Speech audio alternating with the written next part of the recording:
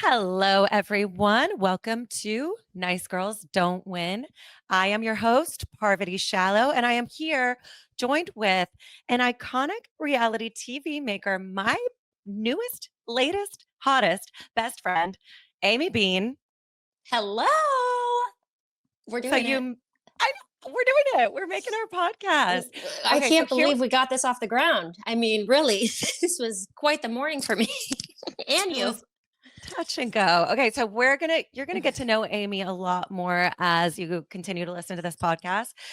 But for now, I mean, you may know me from Survivor, reality TV competitions, Survivor multiple times, Black Widow, Traitors. Traitors, now Deal or No Deal Island on NBC. But you probably don't know Amy Bean. And I am so excited for you to get to know her because as soon as I met you, Amy, on the Bankers private island in an undisclosed location that we cannot talk about because it is part of the mystique and allure of Deal or No Deal Island. I set eyes on you and instantly We were I was aligned. taken. We were aligned. No, it's so funny. During the casting process, they're like, here's the cast. I'm like, oh my God, I'm a huge fan of Parvati. This is incredible. I looked you at like on Instagram and we had a mutual friend and I was like, oh, the mutual friend was amazing. So I was like, okay, I'm going to love her. And then I meet you for the first time and I'm like, oh my God, we're so excited. Like we couldn't be more aligned. Like we have 6-year-old daughters, the same age. They're now besties, like how lucky are we? Two extra ones. And then I've got two babies, two little babies. I literally left my babies at home with Cece. Thank God for Cece, my nanny, and my husband, who's incredible and allows me to do what I do. But yeah, lots going on over here. I'm just surprised people don't know who I am. I mean, I was on The Bachelor. They didn't watch Matt I Grant mean, season. that is true. There are some deep fans listening to this podcast right now who are like, "Ah, of course I know Amy Bean. Bachelor Please. contestant Amy. No, thank Obvious. God they don't know me. I was actually on the season of The Bachelor with Matt Grant, and that's how I got into the whole world of this. But it's so funny. Mike Fleiss always says my season was the lowest rated season. So it's like, you probably have not seen it. And I was the worst cast member, which is why I'm probably a better producer because I'm like, do not be me. Do not be me. Like I was too embarrassed to be on TV. I was 22. I was not good. It was like very You know, intimidating for me. I think a lot of people will relate to you sharing that story. And also, I would just like to focus on you're winning in a category. Worst is a category, so still winning. I mean, I was the worst. I was like, yeah, I was just the reason why I produce now is because I want people to be comfortable. I was not comfortable on TV. And I think like that's something that you can attest to. Like, I just want you to be your best version of yourself when you come on a show because then the audience can relate and see you. And I think being vulnerable is the most important part of being on a show because so many people want to root for you, I think. Or Yeah, like root for you because they hate you, which is even better. I love right. those people. I know you're a fan of the villains. Like you I like love the villains. villains. You want to amplify their voices.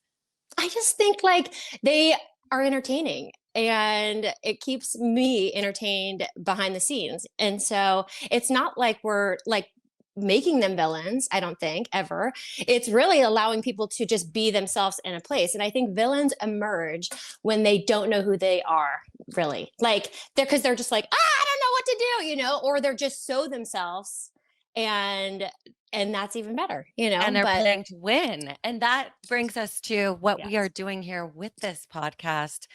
It's called Nice Girls Don't Win for a reason. It's Amy and I hosting this together for a reason. And it is because the two of us have agreed that life is chaotic and messy. We're not trying to keep it clean here. We're not. We But can't, sadly. I wish. I mean, I it's kind of actually do. I like being clean, but it's really messy. You should see my workspace right now. It's chaos. I have a look, mic, a professional mic that I can't even use today. Like my internet's out. I'm on my phone. I was really planning for this to go, off with a hit. And here I am on my Apple headphones, but it's working. I mean, it's kind of amazing too because you are the producer. Like you're the one I who know. has the job But I of normally producing. have a team. I have a team of people that help me with the tech part of it, So me being the tech, see, it just doesn't work. I'm like sitting here. I'm in New York. I woke up this Yeah. morning. I was like, I went to Alan Cummings' birthday party, 60th birthday party last night at Club Cumming, an Iconic. iconic drag bar, dive bar in New York City. And I woke up this morning and I looked around my room and I was like, holy chaos. There is stuff all over this room, jewelry everywhere, like clothes I borrowed for the press that I was doing for Deal or No Deal. It looks like a hurricane came through and just like went through my stuff and just exploded it all everywhere. And I was like, okay. And what time's your flight? Like when are you leaving? I am leaving as soon as we are done recording this podcast. As soon as we're done with our very special, huge megastar guest that we have on the show today. But we're not going to get to him yet. But should we tell them who it is so that I think I mean, obviously, Oh, I think you we want to need to say. tease who it is? Yeah. Okay. All right. Okay. Okay. Well, this person is someone who I have known for 20 years. He and I are the survivor mom and dads of the island, kings and queens, kind of just, we've been the OGs for a long time together. We once were at odds and now we are on the same team. He is on the number one reality show on air right now, Traitors. It is Mafia boss, Boston Rob Mariano. Maybe you've The heard of him. legend. The The legend, the legend. king, the He mob also boss. did Deal or No Deal last season, which, I mean, held the season. He was carrying that season on his back. He was so incredible because he's so good at Yeah. just, well, one, on being on camera. I think his interviews are incredible. He's so himself. He knows who he is. I mean, he met his wife on reality TV. He's been doing this just as long as you have, right? Oh, yeah. And I mean, he and I have very different styles. Because he was out here in New York doing press for Traders while I was here doing press for Deal or No Deal Island. And so we were hanging out a lot. And I was like, I think why the fans love Rob is because of his consistency. He is who he is, and he does not deviate. He wears the same outfit, black tank top, red basketball shorts, Boston Red Sox hat. And I was like, I think that's the opposite. For me, the fans gravitate towards me because I change every single time I play a show. You don't know what you're going to get. It's like chaos in the make. You have no idea.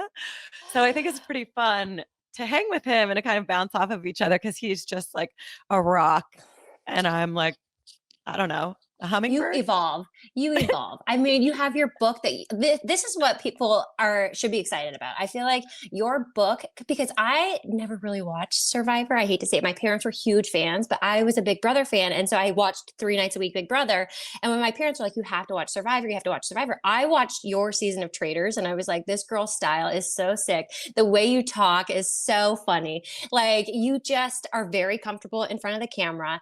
And so, yeah, I gravitate towards you. But what thankfully, she let me read her book before anybody gets to read it because you can pre-order it now. And it's Nice Girls Don't Win. Yes, so hot.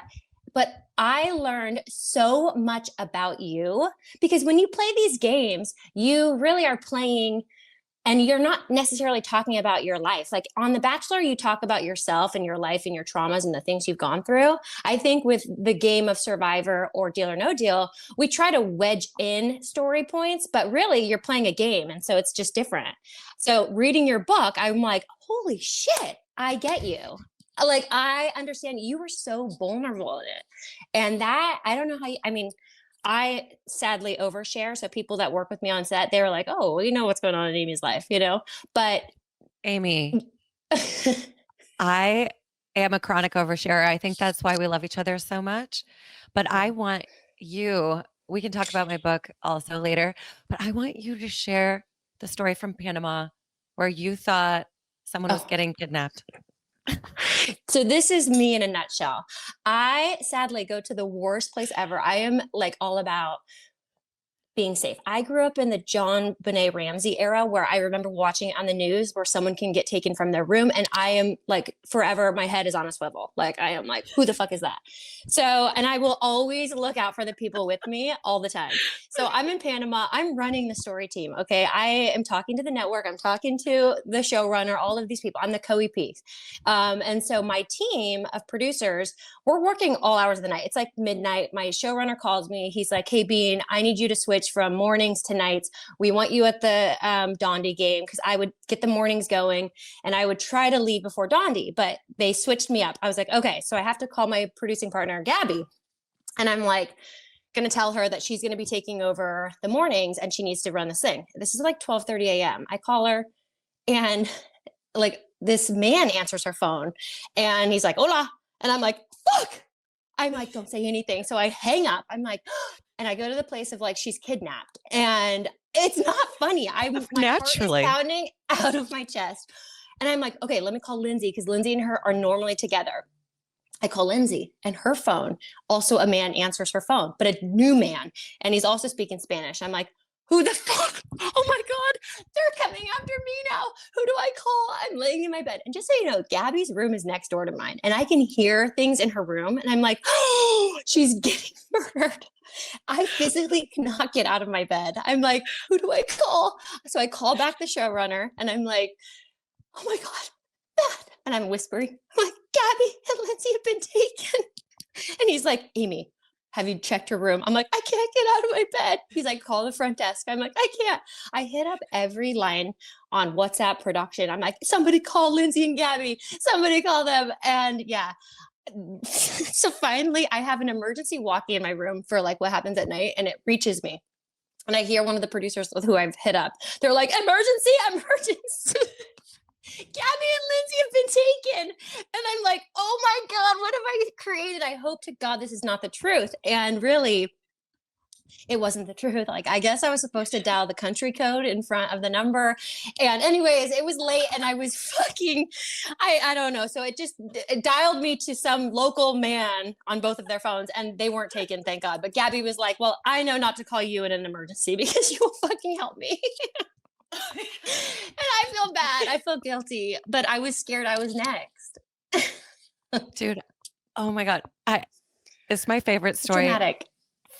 of all time. I have heard so many stories, but that one, I was laughing. I was crying because you told me you came to like, what is that thing called that we're all sitting in the Bankers Bungalow? You came to the bungalow and you told me that story and I was crying because the behind the scenes is more dramatic than the actual reality TV show that we are competing on. No. Someone's gonna I just create it. I'm like, this is what's happening, But I think it's so funny because there is so much happening on set. But I think it's nice for you guys to have a little bit of the realness, like with our chaos too. So I'm okay with sharing that shit to help you get out of the chaos there, I mean, that was it. I was like, I need this girl in my life forever. If she's going to call the wrong number and think her friends are being abducted and then freeze in her bed and not be able to move. And then you need me. Cause everyone else, Matt, to run around chaotically, frantically trying to find Gabby. And then my friend, they're all laughing because the network, everyone was like, oh my God, Amy, are you okay? And I'm like, you're right. I'm not okay. I'm fucking up here. I need to calm down. It was a lot. Oh my God. And okay. Meanwhile, you are the one who everyone is coming to for interviews. Like people are requesting you. It's just because you have this natural infectious energy. You're so fun. And that story, I just really wanted you to share that for our listeners for the first time, Amy Bean meeters. There you go. Obviously not the ones who know you from your Bachelor stardom, but we needed to know that. Oh my God. Well, can we talk about your episode first? Like, okay, because last night this just aired. So episode 4 and Deal or No Deal Island. Deal or No Deal Island. You've secured safety again somehow. I mean, you knew you were a threat. So you fucking hit yourself in the head with an axe. Oh, yeah. That was crazy. But there was a lot that happened in this episode. Oh, so much is happening. The family Showmance. is fully Oh, established. yes, yes. And then Maria Grace she starts talking to me more. Like she and I are in a secret alliance from day one, but then now everybody knows that I'm a Survivor person. So those secret alliances have kind of blown up. But MG still wants to be. I love how Joe says her name too. He says it like he's like a flamenco radio announcer, like Maria Grace. I know. Maria Grace says And some people just call her Maria. They call her MG. We're like, okay, we'll just go with Maria Grace. Oh, she's so cute from Greer, South Carolina. Like, Oh, I love. love this girl. So she comes up to me on the island. She's like, I think I like Storm. I kissed him last night. And I was like, oh my God. Okay, Wait, go they on. kissed? Oh, They I kissed? don't, I'm I dead. actually See, this is the don't. sick part about being the producer. I don't have cameras 24/7, and that's the issue. I'm always like, go to bed, but then I'm like, oh wait, they're at the palm tree. Fucking Oh, someone get a camera over there. Like we are wrapping yeah. up. I know, and yeah, so they kissed. Yeah, they were making out at the palm tree. Well, she told me I didn't see it happen with my own eyes, but she told me about it. So I was like, "Oh, okay, lean into this showmance. This is great." And she's like, "Storm wants to take me on a date down at the pier for breakfast." And I was like, "That sounds great." And we're chatting, and she's like, "I'm really into him." And then we look over, and she's like, she's like, "I told I Letty know this that. morning." She said, "I told Letty this Letty's the morning I'm other into him." hot like bombshell on the island. Athletic, Yeah, yeah, she's like a pageant queen winner from. Ooh, I forget what she's. confident. Yeah. Yeah, she's So great. Maria Grace tells Letty that she's into Storm. And then we look over and Letty is over there like doing crunches and push-ups next to Storm and getting real close to him. And I'm like, Get in there. wait, hold up. What's going on? And Maria Grace starts getting so heated. And she's like, I'm gonna kill her. And I'm like, oh my God. So this is not just a showmance, it's a love triangle.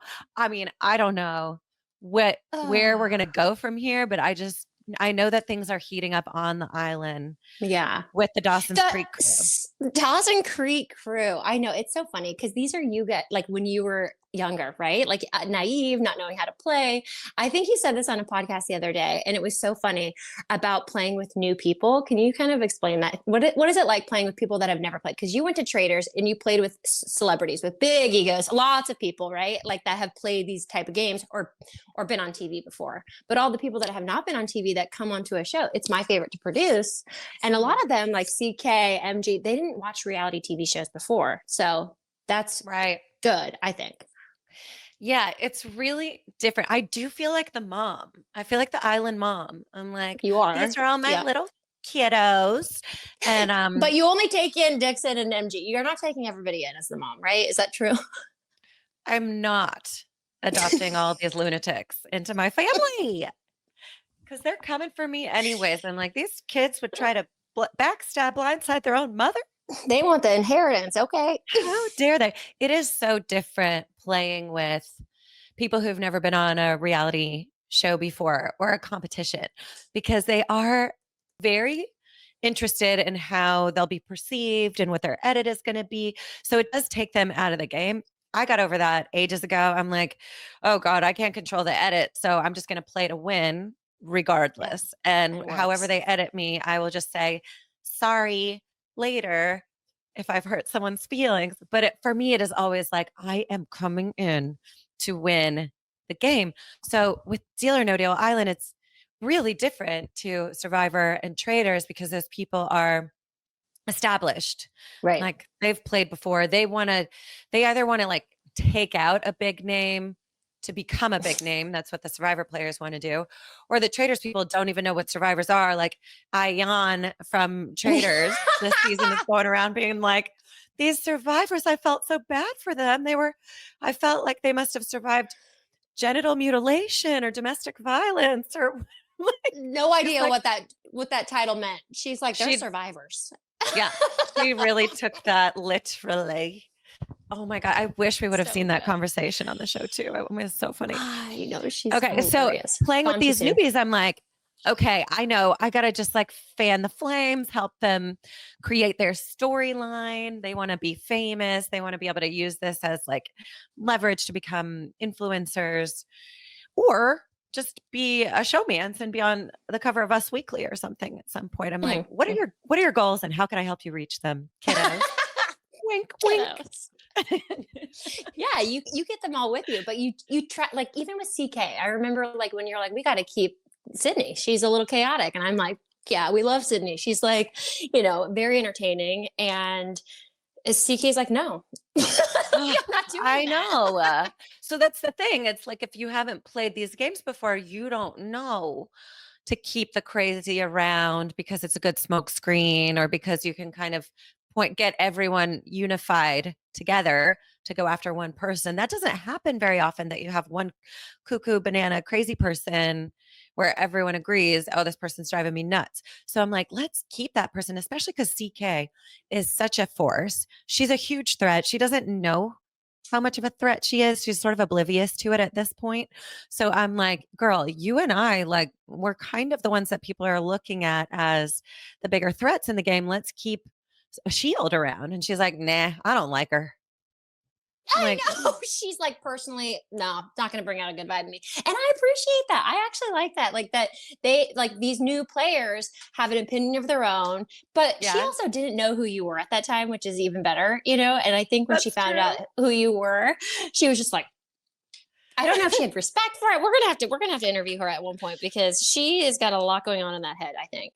We really should All of interview them. her because she is one of those people, and this happens to a lot of survivors as well, where when the game is over, they can't stop thinking about the game. They can't stop I replaying know. scenarios. They want to do it over again in this way or that way. So she has a gamer brain. I would love to see her on another reality competition show. I feel like she is sort of like me, where I learned a lot my first go round. And when I came back the second time, I came for Survivor Micronesia, and that was a game I played to win. I was like, I know exactly what I did wrong the first time, and I will do all those things differently and win the game the second time. I think she could do that.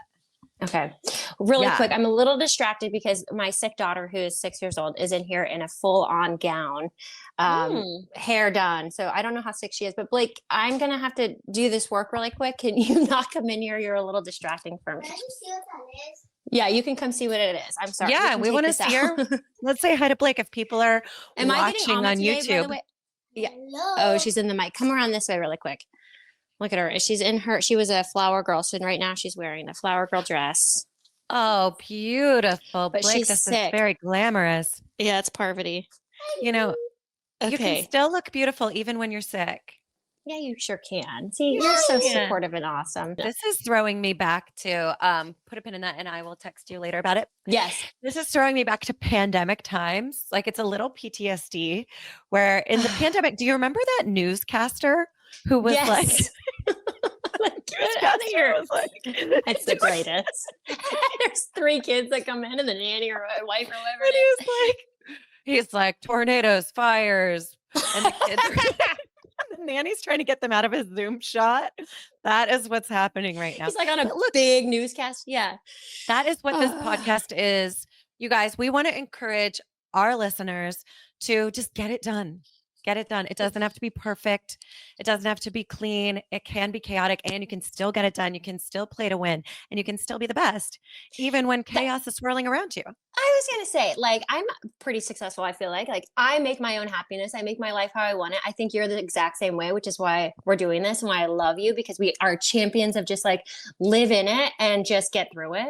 And that was something, like, when I watch you play the game, I'm like, fuck, like, you just got outed by Will. Like, you didn't even get the opportunity to do it. And you kind of just like, you're like, you know what, that happened, and we're gonna move on and we're gonna do yoga and we're gonna change it up.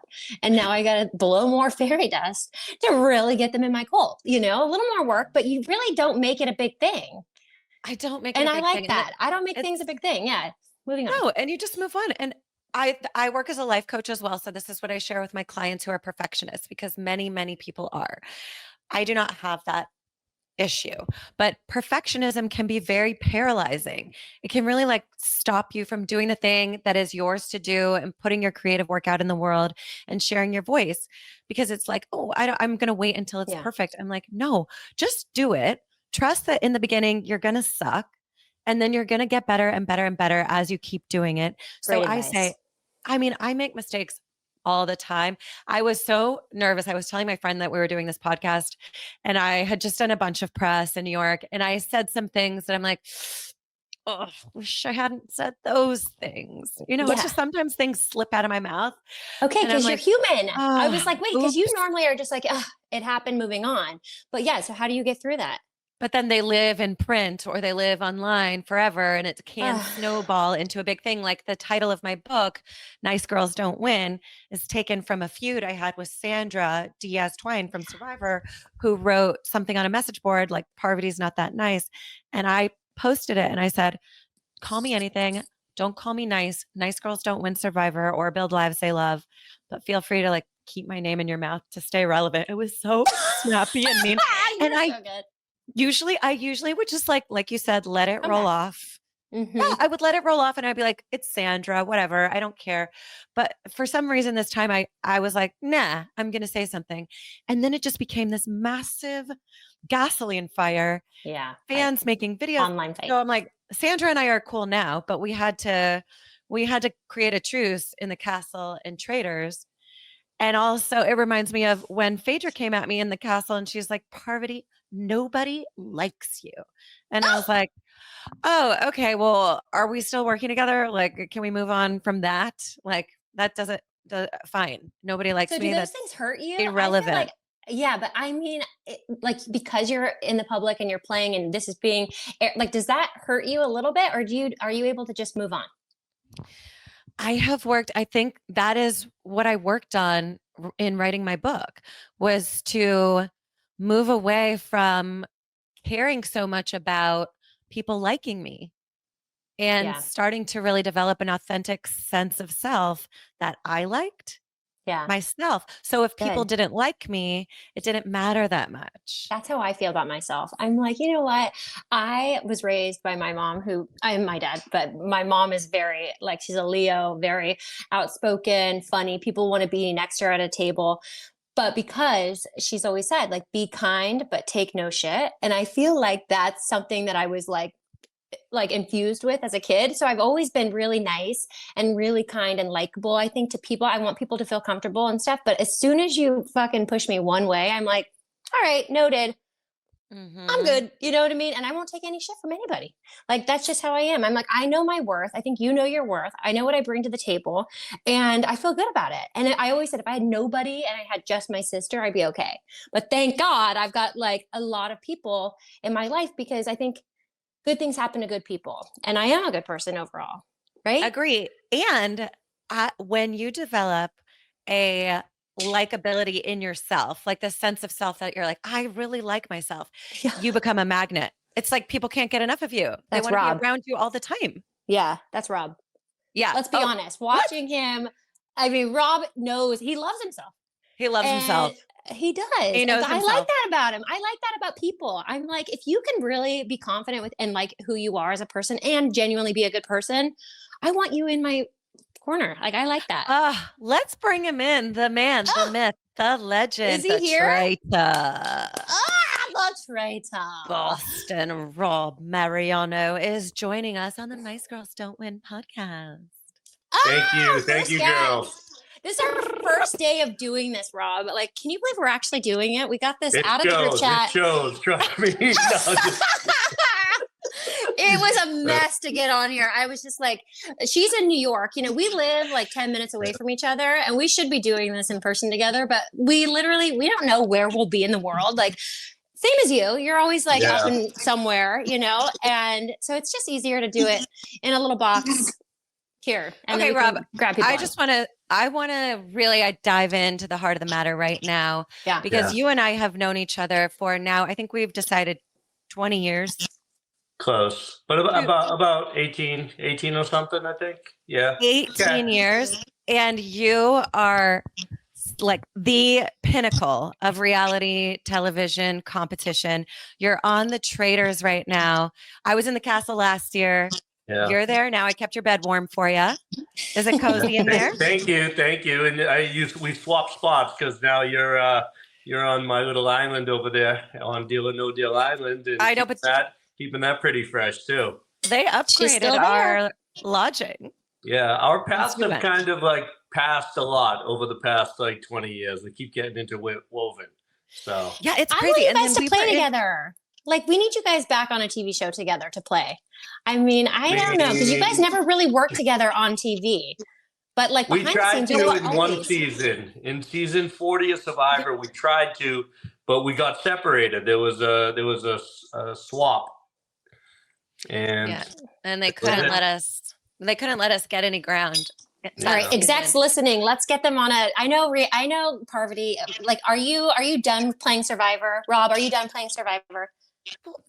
Well, Rob and I, we were hanging out in New York because his flight got delayed since there was snow in Pensacola, which is an act of God, like a miraculous act from Mother Mary herself.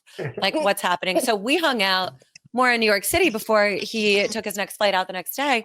And we came up with a pretty stellar TV show concept. Should we tell them? I mean, we can talk about it. Yeah, sure. I mean, full disclosure, this was after a couple adult cocktails. Oh God, what kind of show in the middle is of the this? afternoon. But yes, do tell. Let's Parv. go. I need to hear this. Okay, so because Rob and I have this background, we both are known for being adventurous, living on beaches, strategy, gameplay. We're going to create a reality competition show that's on a beach, probably on an island. We're going to have people do challenges, and we're going to call it the Prop Show. Oh, and it's going to be like, hey, would you jump out of an airplane for $10? And they'll be like, prob. did I mention it was a lot of adult cocktails? Wait, but I like it. It's the merge of your names. It's like, probably I'll do it. I mean, it's pretty sick. We just need a little bit of money to get them to jump, you know? Okay. Right? So good. Right. $10, $15, jump out of an airplane, prob. Why not? Yeah, I mean, I would definitely be open to doing something with Parv. You know, like I appreciate the allocates, but I feel like you share the same attributes and you understand, you know, what I always call the three big facets of the game: the social game, the strategic game, and the physical game. And you do it at the elite level that only, you know, a few of us do. So I would definitely collaborate on anything that we want to do together. Let's start with jackets. Let's make some elite jackets. Oh, I want to get the tracksuits, you know, the tracksuits, like with some kind of really cool, like either, I don't want to say dragon, I don't want Coach to get mad, but like maybe a lion and a lioness on the back. I like could have our names on the back, like so that we can be on the team. Okay. Yes. Yeah, I'm Bean. You're what are you? Is it Rob or Mariano? B-Rob, Parv, and Bean. And Bean. Yeah. Okay. Well, this takes me back to the days of like old school when Britney Spears had her girls in the Juicy Couture logoed tracksuit. Oh my God. I had one of those for my daughters. My first daughter, when she was born, we had like the little pink tracksuit.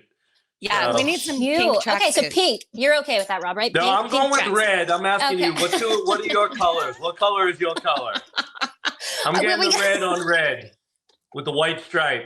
I already got a I have that. The Adidas one. We use that for production. Like all of it. When I was in production, all of us production managers, we got those red tracksuits and we wore them to Vegas, and it was pretty. I felt like I was on like a sponsored basketball league. I was like, fuck yeah, people are looking at me at the airport. It felt good. I'm obsessed. We have our like prob army. What color would your hat? What color would your suit be, Parv? Mine would probably be. I would have a rainbow suit because you know I'm queer leb these days. So okay. And what about you, Amy? I think I would go green just because I'm very vain and my eyes are green, so I think it would look the best. You like money, cash money? Yeah, cash Traitors. money, baby. Bring it. Show me. But also wait, can we talk about Traitors? Can we talk about Rob the star here? Like, we have to talk about Traitors because it is a good segue with we're talking about Britney Spears. We're talking about her tracksuits. Yeah. Britney Spears' ex-boyfriend is in there, but nobody cares about him. We love what Rob is doing at the round table. And also, I'm really curious to hear about what your relationship with Tom Sandoval is because his facial expressions, alone. Yeah. Like, what do you think of this guy? I mean, he was the first person when we first went into the castle. He like gave, when I say us, I mean myself, Wes, and Derek, the new three. He gave us a tour of the castle. And the entire time it was like he was giving all of us this look. And it was like, I think it was supposed to be a menacing, like interrogation look, like to see if I was guilty or not. But it kind of just looked a little bit weird, you know, like. Did it look like a squint pout? Still not quite like the squint pout, which I've seen you doing for years. You have a, what do you call it? An iconic trademark. Wait, do her impression. Do it, Rob. Let's see what her squint pout. Like, can you give it? Yeah, let's see it. That's really good. Like kind of. What's going on? I'm so confused. I don't know. What? Yeah. Okay, I'm so confused. Wait, what's going on? I don't know anything. I have not seen much of Sandoval. Like, I really haven't seen much of him do anything yet. And maybe it's coming. But Rob, you have been doing work that no one has seen you do in any of your games, I feel like. You had to go to your hat and pull out some new things because it's so funny. Even in episode 4, as soon as you hear your name, it was like I saw you go into overdrive. You're like, all right, this guy's got to go. Yeah. It's a lot. It actually started before episode 4. Like in episode 3, when we had to make the decision about who to put in the coffin, the rules said that 3 of the traitors had to be there to make the decision, but not all 4. And myself and Danielle and Bob the drag queen were the first 3 in there. And they wanted to put Carolyn in the coffin. Yeah. And to me, that was a huge red flag. It's like, why would you do that? That's such bad gameplay. You're going to put a target on another traitor. So right then, my alert was up that, you know, they're willing to do that. And then in the next episode, when he like, you know, it's a matter of semantics, Carolyn says he didn't actually say his name, but it's like he singled 3 new me guys. out. You And knew it was you. Like it was going to be like imminent that he was going to come after me right away. But in my mind, I saw that as a huge threat, and I started to spread the word around the castle, right? That like we got to get rid of him. And once I did that, now I can't put that back in the jar. I've already opened the lid. So I know at the round table, I need to kill him now, because if I don't, the next day, all of this is coming around. And for his credit, Bob the drag queen's really good, and he would come for me. So I saw it going between Nikki and Sierra, and I was like, oh no, I gotta wait. I gotta interject myself and do something. But there's also strategy behind how you approach things at the round table, right, Parv? Because like, you know, it's so long. It's like the conversation goes on for almost an hour, and it's very easy that you could bring a theory up and have people on your side, but by the time that hour ends, it goes a different direction.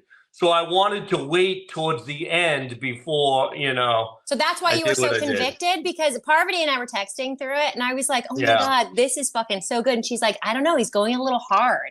And that's what other people were saying, that you seemed so convinced that you must be a traitor. And then Wes, I feel like was able, like this last episode was so good because you found out, like, they of course come to you and tell you, like the royal guy, I forget his name, but he comes to you and he's like, Wes said your name. Like, he's like, how would you know?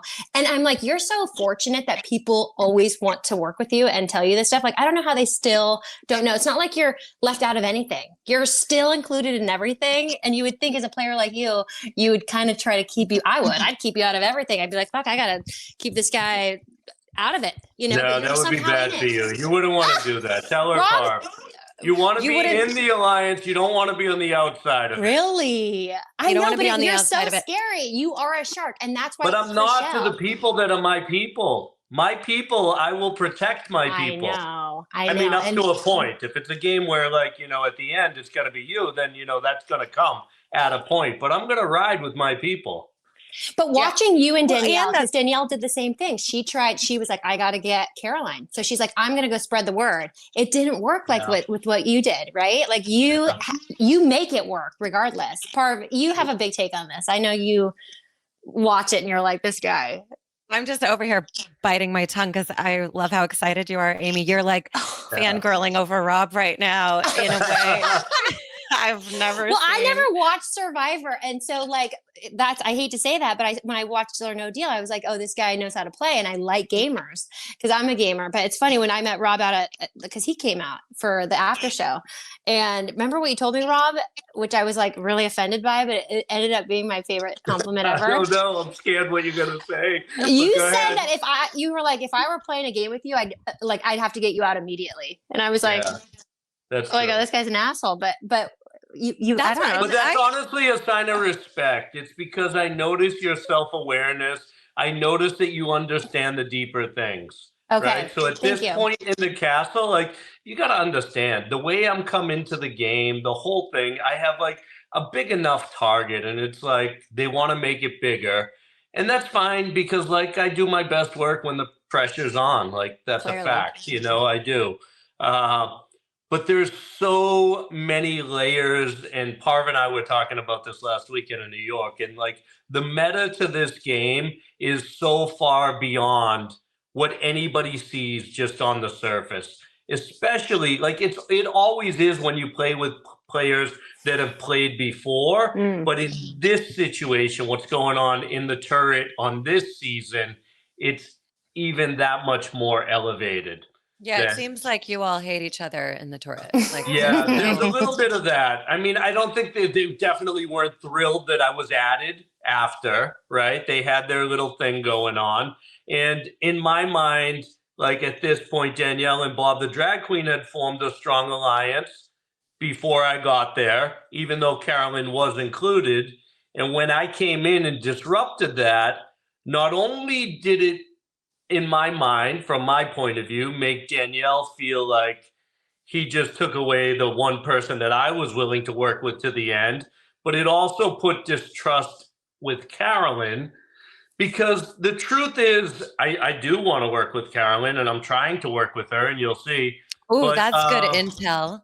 Because we saw Carolyn like trying to get you maybe. Yeah, and I feel that too, because like Carolyn doesn't know me like you know me. She knows of me from watching me and everything else. But I feel like, truthfully, for someone that doesn't know Carolyn like I didn't, and doesn't really understand all of her mannerisms, and there's a lot of them, and I'm not like going into it negatively, but I'm saying it's hard for me to get a read on like if she's being genuine or not. And I'm trying to put it out there, like you saw in the last episode, like I 100% want to work with you, right? But imagine somebody that doesn't know me and that doesn't feel that and is immediately paranoid because of what I just did, even though I explained it, even though she didn't really see it that way. It's hard for her to be like, yeah, okay, I want to work with you. Because I mean, like it's and me. That's the thing, like we're seeing, I've talked about this in the other times I've talked about the Traitors this season, is Carolyn is a really strategic gamer. Like I watched her season of Survivor. She's strategic, but nobody knows that because her voice doesn't carry any weight. And like Amy was saying about you, Rob, the reason why you're able to get people to vote your way. I mean, you nearly had a unanimous vote at the round table when you went after Bob, which is hard to do on Traitors because everyone's like, oh, I don't know. And they're all friends with each other. And he was a fun guy that everyone liked having around. But because you are who you are, you have some kind of magnetism or like some kind of like magic. It's like Rob magic that it makes you so good in these games. So even though people know who you are, that you are a shark, like Chriselle called you a great white, like it's not wrong. But they don't want to take out the great white. They want to swim with the great white. It's like, okay, tell me what to do. They should want to swim with me because who wants to get eaten by me, right? Like, seriously. No, like, it's they true. Should. I'm dangerous, but I'm only dangerous if you're coming at me. If you're with me, then, so Wes, that's the best thing to have. Wes, and I'm a huge shield to everyone, too. Are you going to come after Wes? We need to know because watching you two, it's like that. My kid reads these books, like Who Would Win? And I'm like, oh my God. God, who would win? Because Wes, Nah, I've you never gotta watched. stay tuned. Stay tuned know, for the I next just- episode. What can you tell us? Any teasers? I can tell you this, that the game is incredibly difficult from a strategic point of view. And that's coming from me, Parvati. I know you feel the same way. Just the mere fact that there's 23 people in one place, you know, like on Deal or No Deal Island, you got 12 people you got to deal with, right? We've done that on Survivor for years. Survivor has 20 people, but it's 10 on each tribe. You're managing, 9 other personalities. Trying to deal with not only 23 different other people, but also a turret that is so wildly ununited, right? And so scared.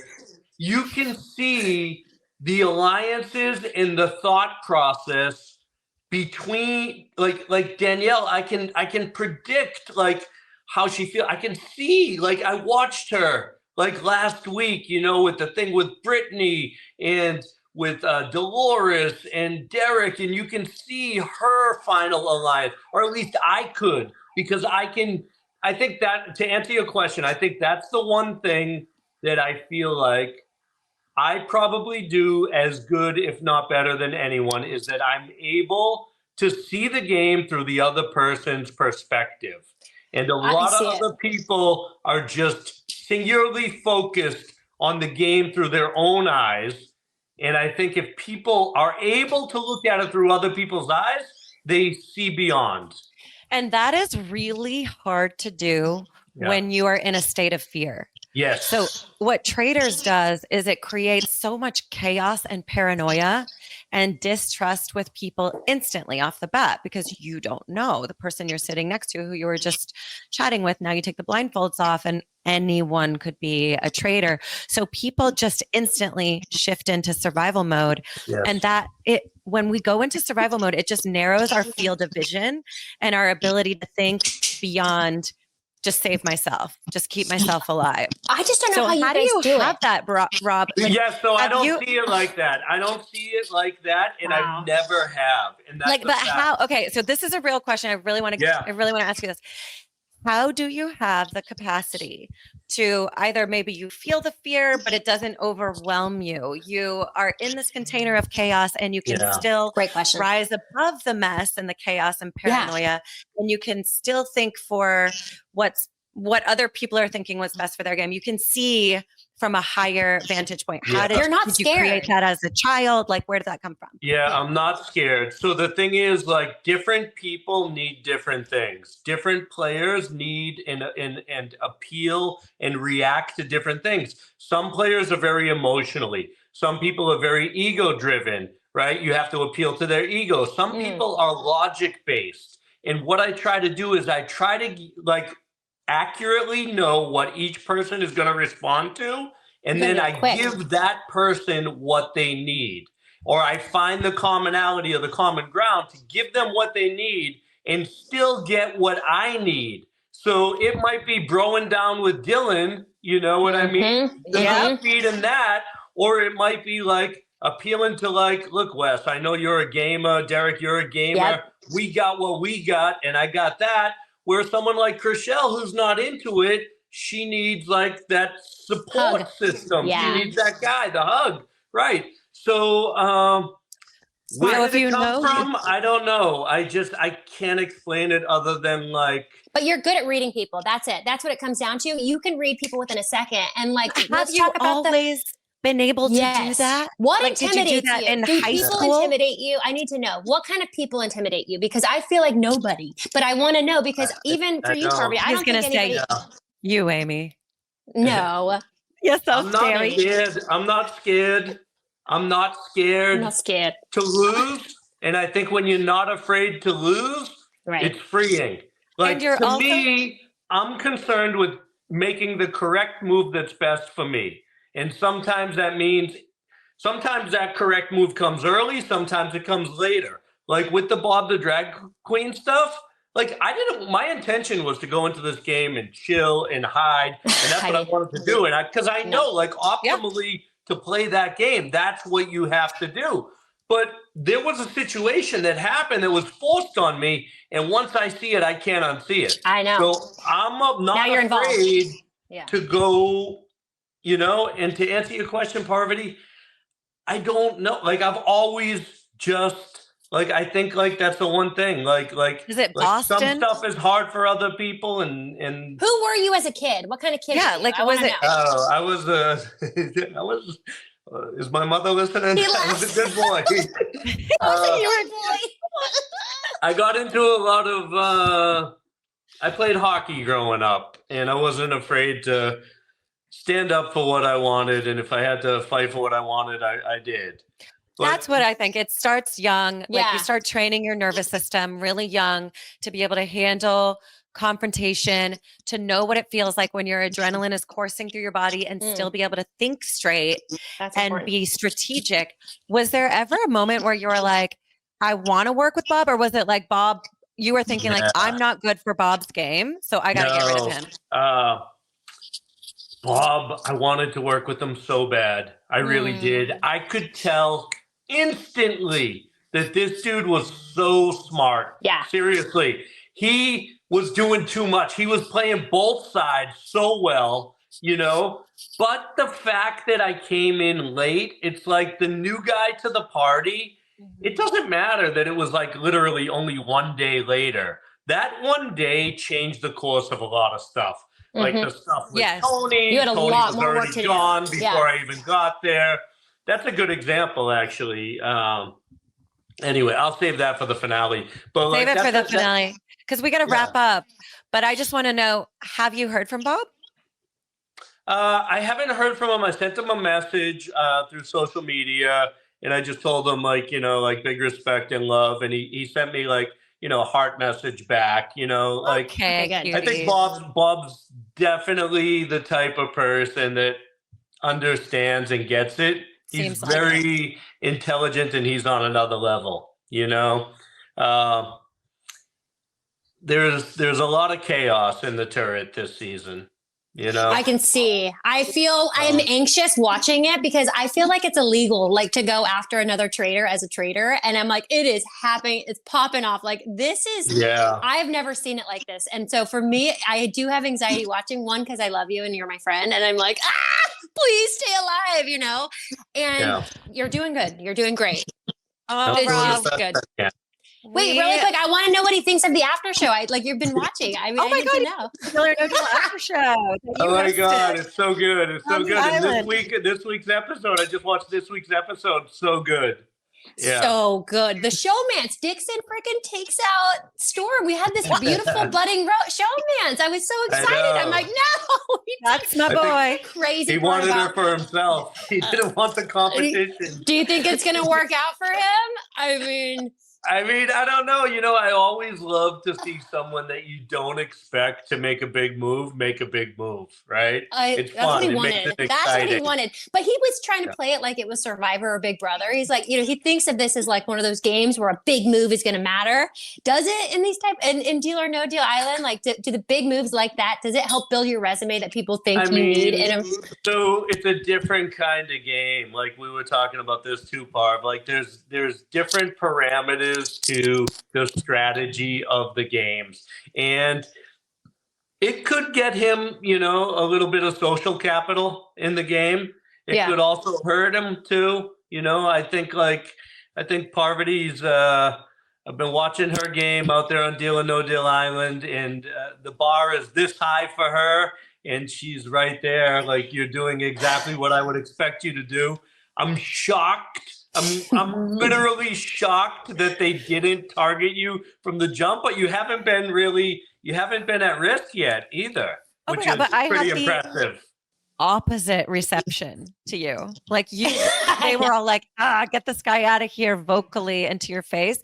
And to me, they were like all secretly making side deals with me. So I was like, we won't tell anybody. No one knows you're a Black Widow. So I think. But how are you keeping them from talking to each other? I did nothing to keep them from. I was just waiting because I was like, I'll make all these deals with everyone individually. And then at some point, it's going to come out that they're going to talk to each other. They never did. And as the producer, I'm like, I have to listen to everybody because I'm like, okay, fuck, all these people know who's going to tell who. And literally asking all the I'm like, did it get out today? Did it get out today? Everyone's like, no. Yeah. And I'm like, how I'm is she sitting there at doing home. this? I'm watching the screen waiting. I'm saying, okay, pretty soon Parvati's going to have an interview about how she took a page out of the buddy system and she's got them all separate. But they're just like literally all not talking to each other. Which It is was incredible. And I was just like, I'm just going to wait this out. And maybe I can ride all the way to the end without them telling each other. But I was like, if it happens, I'll just like, sorry, guys. Yeah. It's so fun to watch. It is really fascinating. And it was fun to have you out there, Rob. Like, but what people don't know is that you were helping. I mean, you're the host of the Deal or No Deal after show. And so you had to come out and watch with us. And you were in the control room. What was that like being on the other side at this point? Because the season before you were in the challenges. Now you're watching. So like, I understand the production of TV shows just because I've been in it for so long. But, you know, like, no shade on anyone else. I think it was clear that I was rooting for Parvati the whole time. You know, like, it just, My guy. you know, you want to see your people do good. I know. You know, so that was pretty awesome. And, you know, everybody, like the whole family over there at NBC and Peacock, they've all been great, you know. I don't forget where we came from. Still love the peeps at CBS too, but, you know, like NBC and Peacock. Oh, a dream. Traitors, the Traitors team, so great. Yeah. The NBC Deal team, so great. Everyone's amazing. It's like such a dream to work in this industry, like really. And that's why I don't want to take it for granted, because what we do is really fascinating. I love running the story team for me because, you know, I like the details of it. Like Rob and I were out there because I couldn't talk to you about anything, Parv, except for what was happening there. But we were like guessing ahead on what was going to happen. And for a show like this, because there's such a big pot at the end, there is no producer in like coming in and trying to do anything like at all. And so it's just fun to see how it's going to pan out and what keeps happening to make sure we have cameras and stuff to really, you know, show the viewers what's actually happening. And so that's like the hardest part, is not having 24-hour coverage, because obviously CK can't stop. Oh my God, I could talk to you guys for 2 days straight, but we do have to, Rob. We know, Rob, you're a very busy man. You're doing all your press. You're making snowmen with your girls right now down in Pensacola. Okay, so at the end of every show, we want to do something where we take people out of their comfort zone, where you have to do something. So should we do real voice? I actually what should we do? Love getting Rob out of his comfort zone. You want me to dance? Fun. Are you asking me to dance? I'm the worst dancer in the world. We want you to dance. No, I want him to sing. Let's let him sing, like real voice. Okay, it's called real voice. No, yeah, Rob. Worse at dancing. Oh, I know which song. It's New York. That one. I can do the Lion King. Okay, do whatever you can, but it's called real voice. You're performing right now at the Hollywood Bowl in front of everybody. Okay, ladies and gentlemen, we've got Boston Rob singing The Lion King. Ta-da! La lengua maranichiwa rengado.